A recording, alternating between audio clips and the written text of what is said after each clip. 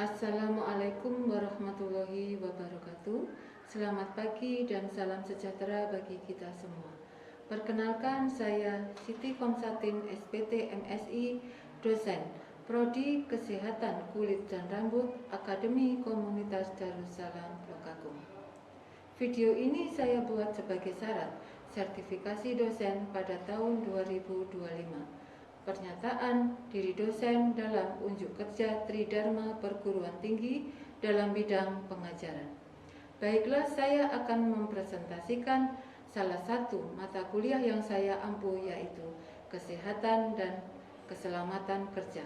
Deskripsi umum dari mata kuliah ini adalah: mata kuliah ini wajib bagi mahasiswa semester 1 Akademi Komunitas Darussalam Lokakum, khususnya Prodi Kesehatan Kulit dan Rambut.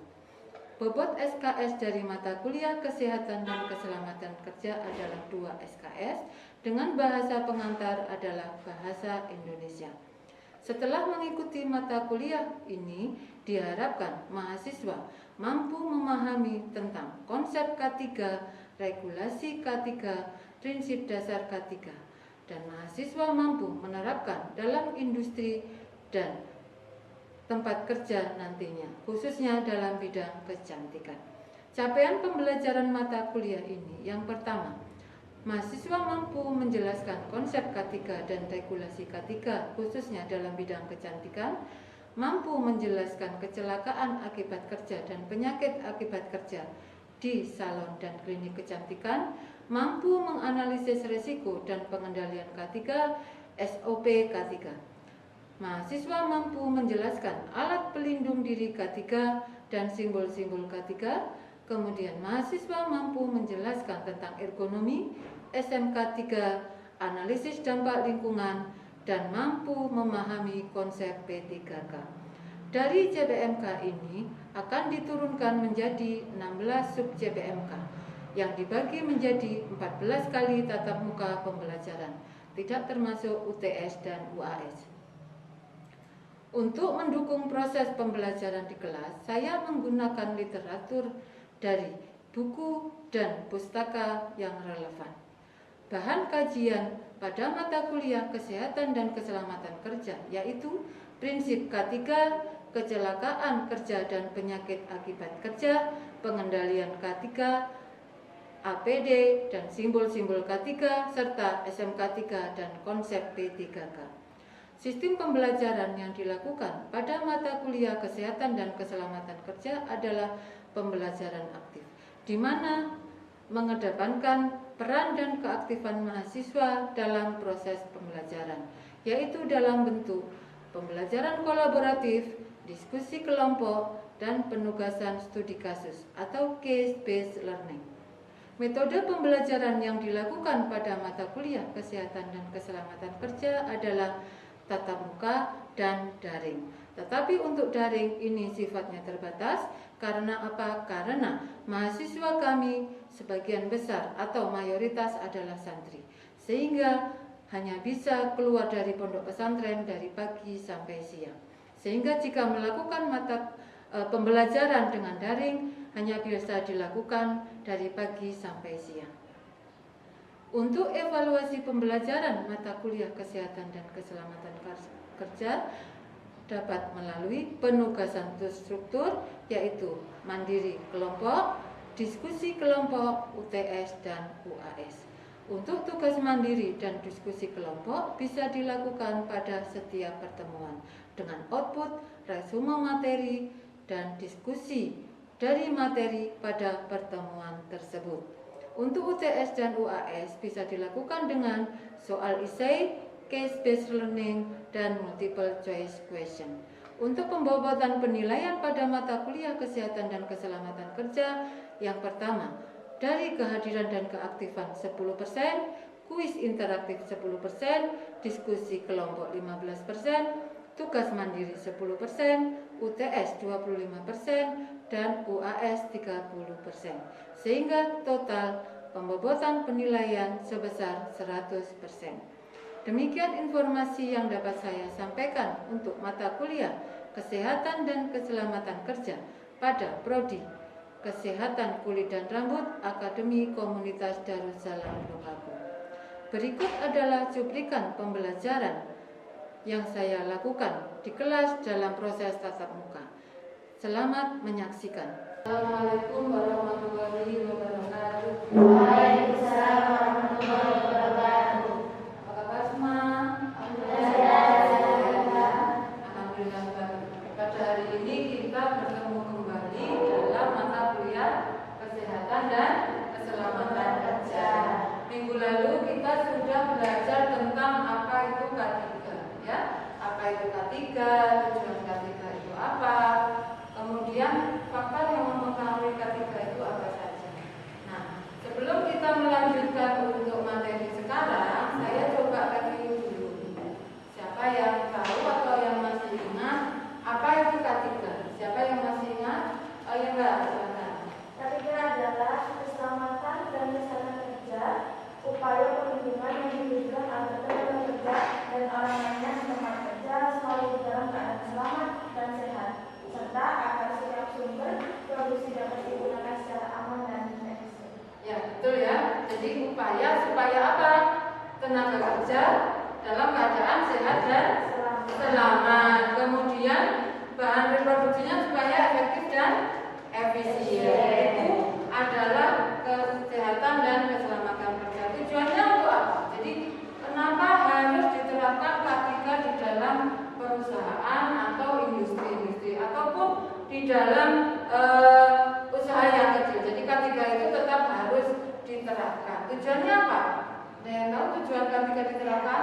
Oh iya, silakan Mbak. Mencegah terjadinya kecelakaan dan sakit akibat kerja, memberikan perlindungan pada sumber-sumber produksi sehingga dapat meningkatkan efisien dan produktivitas.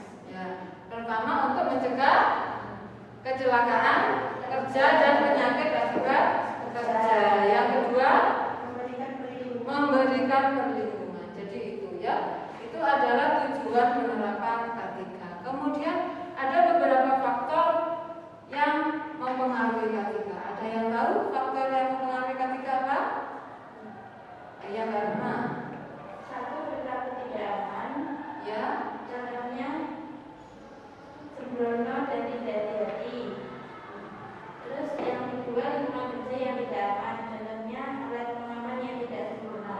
jadi yang mempengaruhi K3 ada dua. Yang pertama perilaku tidak aman, yang kedua Lingkungan kerja lingkungan yang tidak yang tidak aman. aman. Ya, dan kalau perilaku berarti dari pekerjaannya, dari orangnya. Kemudian kalau lingkungan bisa dari lingkungannya, peralatan seperti itu ya. Nah, itu review untuk minggu lalu sebelum kita memasuki materi yang baru, yaitu kecelakaan kerja dan penyakit akibat kerja. Karena ini selalu berhubungan. Kecelakaan kerja timbul karena tidak diterapkannya K3 secara baik, ya. Itu. Kita lanjutkan. Apa sih kecelakaan kerja? Nah, kecelakaan kerja adalah peristiwa tidak terduga yang mengganggu proses kerja dan dapat menyebabkan cedera, kerusakan alat atau kematian. Jadi kecelakaannya ini tidak terduga dan tidak sengaja, ya. Itu namanya kecelakaan kerja. Kemudian terjadinya di mana? Terjadinya bisa ada dua tempat. Yang pertama di tempat kerja, yang kedua di perjalanan. Kemudian kita lanjutkan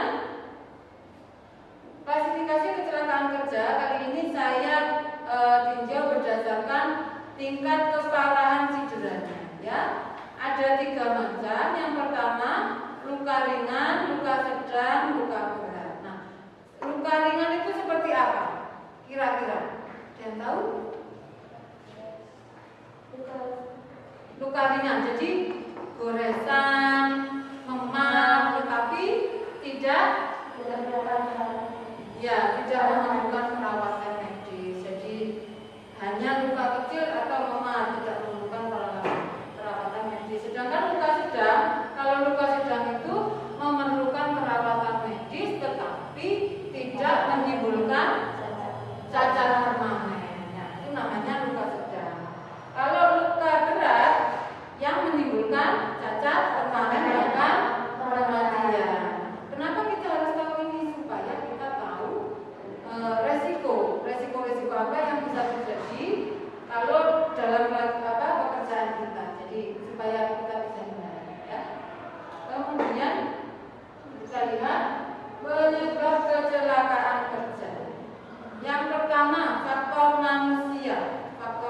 kajiannya. Kenapa? Yang pertama karena minimnya pengetahuan terhadap bidang kerjanya. Ini kok bisa minim? Pertama mungkin karena kurang pengalaman, yang kedua karena kurang pelatihan. Nah, dari faktor manusia ini selain karena minimnya pengetahuan terhadap bidang kerja, juga dipengaruhi oleh karakter pekerjanya yang mempunyai misalkan sifatnya itu tidak disiplin, terus tadi disebutkan Mbak Rahma sembrono, ya, tidak, kalau disuruh memakai APD tidak mau memakai, tidak menggampangkan. Itu dari karakter pekerja juga bisa menyebabkan kecelakaan kerja. Kemudian yang kedua, faktor lingkungan. Faktor lingkungan ini dihubungkan dengan tempat kerja. Bisa dilihat dari pertama suhu. Kenapa kok suhu? Coba kita lihat, kalau di tempat kerja kita ini suhunya panas, nyaman nggak buat kerja? Boten, tidak ya, tidak nyaman buat kerja. Jadi akan menurunkan konsentrasi. Kalau konsentrasi menurun, biasanya tidak fokus, bisa menyebabkan kecelakaan, ya, kecelakaan kerja. Kemudian dari pencahayaan. Jadi kalau dalam tempat kerja pencahayaannya kurang, itu pun juga bisa menyebabkan kecelakaan. Contohnya misalkan kalau di industri garmen, ya, menjahit dalam kondisi malam hari ternyata lampunya tidak terang, pas pekerjanya mengantuk bisa tertusuk jarum. Kemudian lagi memotong kain, pencahayaannya tidak bagus, kemudian konsentrasinya kurang, bisa terpotong tangannya oleh mesin potong atau oleh gunting. Begitu juga di salon kecantikan, ya, salon kecantikan juga seperti itu, atau klinik kecantikan. Kalau pencahayaannya kurang, kondisinya tidak konsentrasi, ngantuk, misalkan lagi potong rambut, itu juga bisa terjadi kecelakaan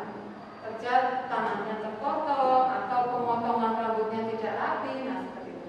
Pemotongan rambut tidak rapi itu juga termasuk kecelakaan, ya. Kemudian ventilasi udara. Ventilasi udara, kalau misalkan di tempat kerja itu ventilasinya tidak bagus, kira-kira nyaman nggak? Tidak, ya, karena pasti engap. Di dalamnya pasti engap. Nah, itu juga bisa menurunkan konsentrasi. Kemudian kebisingan. Jadi ketika kita bekerja ternyata ada suara yang bising, itu juga bisa menurunkan konsentrasi dan menyebabkan kecelakaan. Kemudian yang terakhir, kondisi lantai. Misalkan kalau di industri produksi tekstil ada bagian produksi yang berhubungan dengan air. Contohnya industri batik juga kan berhubungan dengan air, ya. Kalau misalkan lantainya licin, tidak menggunakan APD sepatu bot, berarti kemungkinan kecelakaan kerja itu akan terjadi, ya. Kalau di klinik kecantikan misalkan lagi keramas, krimbar, nah itu memerlukan air, ya. Kalau misalkan pemakaian handuknya tidak tepat, tetes ke lantai itu juga bisa menyebabkan kecelakaan kerja. Kalau kecelakaan kerjanya lantai licin, biasanya apa? Terjatuh atau terpeleset. Kemudian kita lanjutkan faktor peralatan dan bahan. Yang pertama, contohnya peralatan yang tidak dijaga dengan baik, tidak disimpan dengan baik, peralatan rusak, tidak diperiksa, bisa menyebabkan kecelakaan. Itu dari peralatan. Kemudian dari bahan, ini biasanya bahan asam. Ini bahan asam itu memang cenderung gampang meledak. Kalau misalkan tidak ditangani dengan baik, kita melakukannya tidak sesuai prosedur, pertama bisa meledak, yang kedua kebakaran. Ini di klinik kecantikan ada. Kemudian faktor yang keempat adalah proses. Jadi faktor proses yang timbul akibat proses produksi. Jadi ketika proses ada suhu yang naik karena panas, kemudian kebisingan, debu, uap dan asap, itu juga bisa menyebabkan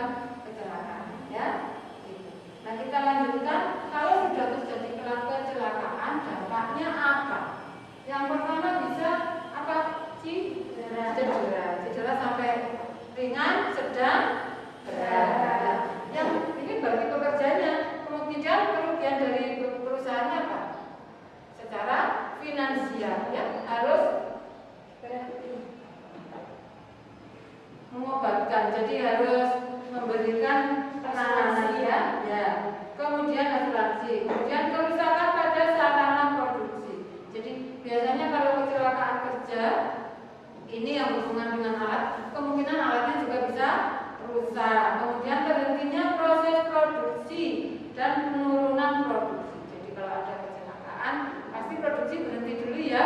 Kemudian penurunan produksi yang targetnya misalkan karbon itu 500, bisa jadi karena berhenti jadi 350 seperti itu. Kemudian kalau sudah pengurangan produksi, misalkan kita punya vendor atau rekanan industri lain, pasti ada klaim. Ya itu dampaknya ada klaim dari konsumen atau stakeholder yang lain. Kemudian potensi kecelakaan kalau di garmen apa? Biasanya bahaya kebakaran, ya, jaringnya terpotong. Bahaya kebakaran itu dari mana? Konslet, ya, konsleting, jari tangan terpotong, kemudian jari terkena jarum, jari terbencat mesin kancing, tersengat arus kunci pendek, tergores dan bahaya jatuh karena kejatuhan bahan atau bahan baku, ya. Itu kalau di garmen. Sampai sini paham? Paham ya? Ada yang ditanyakan? Tidak ya? Tidak. Kemudian kalau di salon, misalkan di klinik kecantikan, potensi apa? Potensi kecelakaan apa yang terjadi? Yang pertama luka bakar akibat bahan kimia atau pemanas. Jadi kemungkinan bisa terjadi luka potong. Luka potong pas pemotongan rambut menggunakan gunting, terpeleset atau jatuh, tersengat listrik, paparan bahan kimia berbahaya. Jadi secara realnya kalau di salon kecantikan, yang pertama tumpahan bahan kimia ke kulit. Jadi kalau ada pegawainya yang sensitif kulitnya, kemudian bisa melepuh, iritasi, nah seperti itu. Luka saat menggunakan alat potong rambut, jadi jari terpotong, alergi akibat bahan kosmetik, cedera akibat penggunaan alat pemanas rambut. Kalian tahu nggak mesin catok itu berapa sebenarnya? Air mendidih berapa sebenarnya? 100 ya, paling besar. Mesin catok itu 230. Coba bayangkan kalau ngantuk terkena tangan. Makanya kenapa rambut kita bisa lurus karena memang matang rambut kita itu. Suhunya 230 itu panas ya. Jadi kenapa kalau sering semutih nanti lama-lama kan rusak dan memerlukan perawatan itu. Karena yang memang matang rambutnya ya. Suhunya 230 derajat. 2 kali lebih panas dari air mendidih. Ya. Kemudian yang terakhir pencegahan kecelakaan kerja. Jadi tadi sudah kita bicarakan kecelakaan kerja apa, dampaknya seperti apa, penyebabnya bagaimana. Kemudian yang terakhir kita harus mengetahui bagaimana pencegahannya ya, supaya tidak terjadi kecelakaan kerja. Yang pertama, melalui pengendalian bahaya di tempat kerja. Melalui pengendalian bahaya di tempat kerja itu pengendalian kondisi tidak aman di tempat kerja dan tindakan tidak aman di tempat kerja. Berarti pengendalian terhadap orangnya, kemudian pengendalian terhadap tempat kerja dan peralatan. Ya itu seperti yang sudah saya sampaikan. Jadi kalau orangnya ya bagaimana? Harus memakai APD, jadi alat pelindung diri. Kemudian diikutkan pelatihan K3 ya. Kalau bekerja sesuai SOP. Ya, apa itu SOP? Standar operating prosedur. Pengertiannya ada yang tahu? Ya, silakan. Panduan untuk melakukan kerja dari awal sampai akhir yang didahului penilaian risiko terhadap pekerjaan tersebut yang mencakup keselamatan dan kesehatan karyawan. Nah, jadi SOP itu panduannya ya, panduan untuk melakukan pekerjaan. Sudah ada panduannya, ternyata pekerjanya tidak mematuhi. Nah, itu bisa menyebabkan kecelakaan. Itu harus dikendalikan. Kemudian tempatnya, tadi suhunya harus diatur nyaman, ventilasi udaranya harus diatur. Kemudian apalagi pencahayaannya, ya, lantai diusahakan tidak licin. Nah, seperti itu pengendaliannya. Kemudian yang kedua melalui pembinaan dan pengawasan. Melalui pembinaan ini diberikan pelatihan K3 kepada pekerja secara berkala. Kenapa secara berkala? Karena biasanya ada pergantian bekerja. Jadi biasanya kalau yang lama keluar, yang baru masuk, jadi harus dilatih. Jadi ada pelatihan K3 secara berkala. Kemudian adanya konseling dan konsultasi. tentang K3 di dalam perusahaan itu ada lembaga konselingnya, kemudian ada pengembangan sumber daya untuk K3. Sampai di sini paham untuk kecelakaan kerja? Ya, paham. Nah, ini kita masuk bab baru, maksudnya subbab baru tentang penyakit akibat kerja. Nanti setelah ini kemarin ada tugas kelompok bagaimana informasi tentang penyakit akibat kerja. Ini saya prologkan sedikit. Jadi saya berikan pendahuluan sedikit. Penyakit akibat kerja itu adalah penyakit yang disebabkan oleh paparan tenaga kerja yang terjadi secara langsung maupun tidak langsung. Jadi penyakit yang disebabkan oleh pekerjaan terjadi secara langsung maupun tidak langsung, dan ini terjadi biasanya dalam jangka waktu yang panjang lama, kronis. Kadang tidak tahu tiba-tiba langsung sakit. Nah, seperti itu. Nah, itu penyakit akibat kerja. Nah, silakan untuk kelompok sekarang waktunya diskusi. Silakan kelompok yang bertugas maju ke depan. Assalamualaikum warahmatullahi wabarakatuh. Waalaikumsalam warahmatullahi wabarakatuh. Baiklah, tentunya kami di sini akan mempresentasikan tentang penyakit akibat kerja yang akan dibacakan oleh Nabila. Kepadanya dipersilakan. Oke, Bapak, pertama jenis penyakit akibat kerja. Kita bisa lihat di sini ya. Jenis penyakitnya itu gangguan pernafasan, seperti gangguan pernafasan, gangguan kulit, gangguan pendengaran, penyakit akibat paparan bahan kimia, gangguan muskuloskeletal. Penyakit kulit. Penyakit kulit akibat kerja. Dermatitis kontak iritan. Akibatnya ini bahan kimia seperti pewarna rambut, disinfektan. Berarti kalau kalian pakai pewarna rambut itu bisa dermatitis kontak iritan itu tadi ya. Terus dermatitis kontak alergi, reaksi alergi dari bahan kosmetik. Jadi kalau kalian punya alergi kosmetik kayak gitu bisa jerawatan, terus melumpuh kayak gitu ya. Infeksi kulit akibat lingkungan lembab, alat tidak steril. Terus luka bakar ringan dari alat stiling atau bahan kimia. Berarti kalau kalian pakai alat itu harus hati-hati biar nggak luka bakar itu tadi ya. Faktor resiko penyakit akibat kerja. Faktornya itu biasanya dari paparan bahan kimia secara berulang, postur kerja yang tidak ergonomis, durasi kerja yang panjang, ventilasi buruk, kurangnya penggunaan APD. Ya seperti yang dijelaskan Bu Kom tadi, jadi ventilasi harus baik, terus harus menggunakan APD yang lengkap gitu. Terus pencegahan penyakit akibat kerja. Penyakit akibat kerja itu bisa dicegah seperti ini.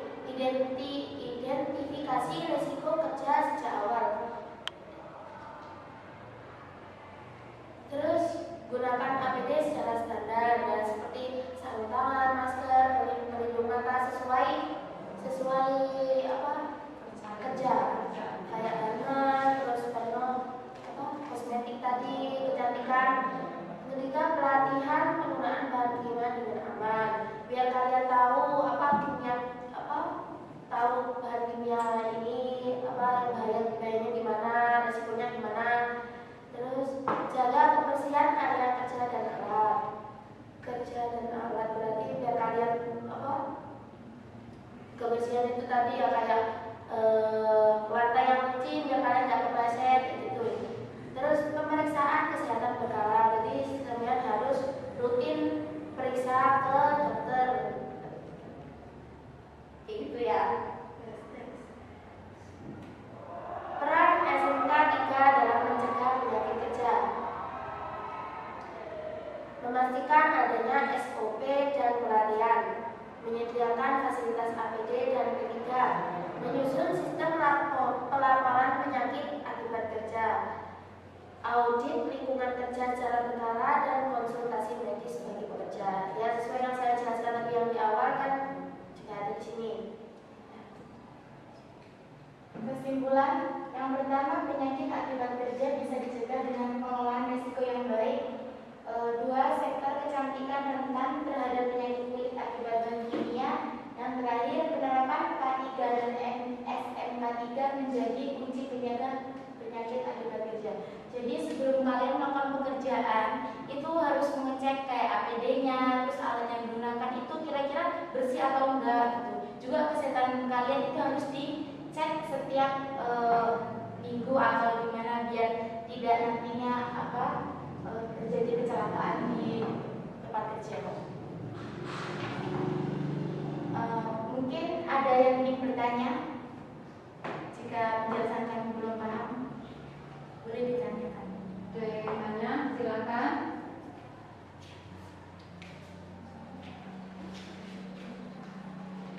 Penyakit akibat kerja yang mengganggu pernapasan dan kulit. Dan kebanyakan penyakit kerja yang mengganggu pernafasan dan kulit itu contohnya apa? Gangguan pernafasan. Biasanya kalau pernafasan kan asma, nafas kayak gitu. Terus silikonis, penyakit paru-paru yang disebabkan oleh debu silika dalam jangka waktu yang lama. Terus kalau kulit itu biasanya dermatitis kontak sama alergi bahan kimia yang kayak tadi saya jelaskan, kayak alergi itu bisa jerawatan, gatal-gatal. Ada yang mau lagi? Silakan saya.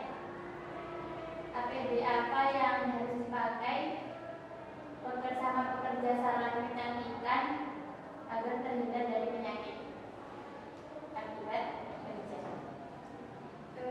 Biasanya itu sarung tangan, masker, terus pelindung mata, apron. Ada lagi? Nomor 3. Ada lagi pertanyaan? Saya silakan. Apa aja penyakit kronis yang bisa dialami sama pekerja sama? Biasanya kalau kerjasama itu mengalami penyakit iritasi kulit, alergi kulit, infeksi kulit, dan yang terakhir luka bakar ringan. Sudah terjawab? Sudah. Sudah selesai, Mbak? Sudah diakhiri. Mungkin hanya ini yang dapat kami sampaikan, kurang dan lebihnya kami mohon maaf. Akhirul qaul, wassalamualaikum warahmatullahi wabarakatuh. Waalaikumsalam warahmatullahi wabarakatuh.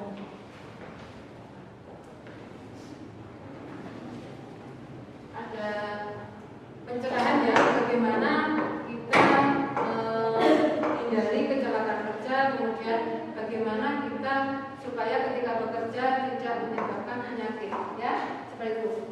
Ada yang masih bingung? Ya. Alhamdulillah, berarti diskusi hari ini, pemaparan hari ini bisa dipahami dengan baik.